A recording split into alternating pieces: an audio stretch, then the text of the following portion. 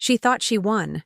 She lied, she cheated, and she did everything she could to destroy me. And for a while, she did win. She took my job, my reputation, even my confidence. But what she didn't know is that I wasn't done yet. Because the best revenge isn't anger, it's success.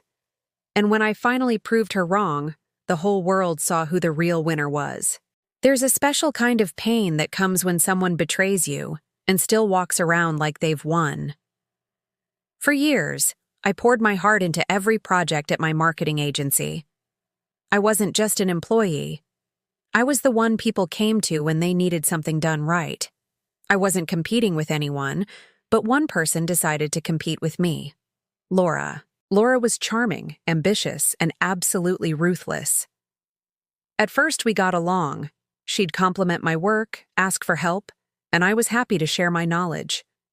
But slowly, things started to change. She began taking credit for my ideas, spreading rumors, and making me look unreliable. The breaking point came when we were both up for a big promotion.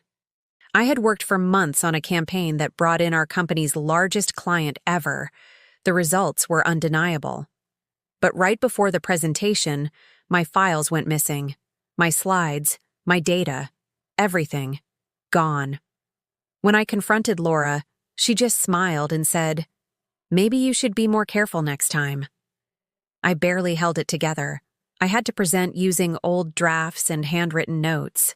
She, on the other hand, delivered a perfect presentation, using my exact research and strategies. She got the promotion. I got the blame. After that, I became invisible in the office. People looked at me differently, like I was the one who'd failed.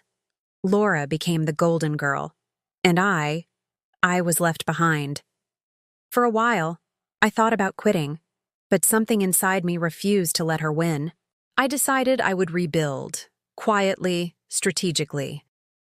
I started freelancing on the side, using the skills I'd built over the years. It started with small projects, then bigger ones. I worked nights, weekends, holidays.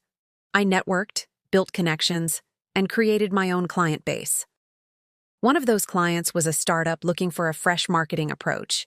I gave it everything I had, and within 6 months, their product became a viral hit. Suddenly, people wanted to know who was behind the campaign. My name started spreading. Soon, I was being invited to consult for bigger brands. Before long, I launched my own agency, one built on honesty, creativity, and hard work. Months later, I was invited to be a guest speaker at a major business conference. And when I walked into the event, guess who was there? Laura. Only this time, she wasn't the one on stage. She was sitting in the audience, working for a smaller company that was struggling to stay relevant. When I started my presentation, her face said it all. Shock, regret, and maybe envy. Afterward, she came up to me. She tried to smile and said, "Wow, you've really come a long way." I looked her straight in the eye and replied, "You were right about one thing, being careful. I learned to protect what's mine." She forced a laugh and walked away. But we both knew the truth. She thought she'd ended my career. But her betrayal was the very reason I built something far bigger than either of us ever imagined. Now, my agency is thriving. I hire people who've been overlooked, underestimated, or betrayed like I was, because I know what that feels like. And Laura? Last I heard, she left the industry altogether. Maybe karma didn't destroy her, but it made her watch me become everything she pretended to be. She thought she'd won. But real winners don't cheat their way to the top.